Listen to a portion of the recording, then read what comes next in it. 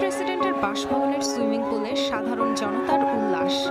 Viral এই video যেন সিনেমার দৃশ্যকেও হার মানায়।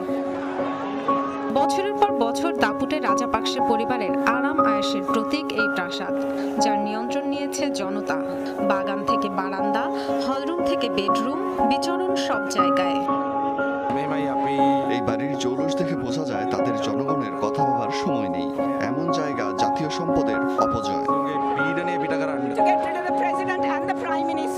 আমাদের বাড়িতে বিদ্যুৎ নেই, অথচ প্রাসাদে এসি চলছে।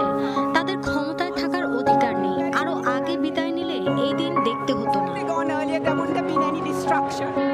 নরম সোফায় বসে আরাম করছেন কেউ, কেউ ঘুরে দেখছেন চারপাশ। ভবনের খাবার চেখে দেখছেন অনেকে। যে বিছানায় আয়েশ করে ঘুমাতেন প্রেসিডেন্ট, সেখানেও গায়ে দিয়ে দিচ্ছেন কেউ কেউ। লঙ্কান রাজনীতিকদের ক্ষমতার কেন্দ্রবিন্দুতে থাকা এই প্রাসাদ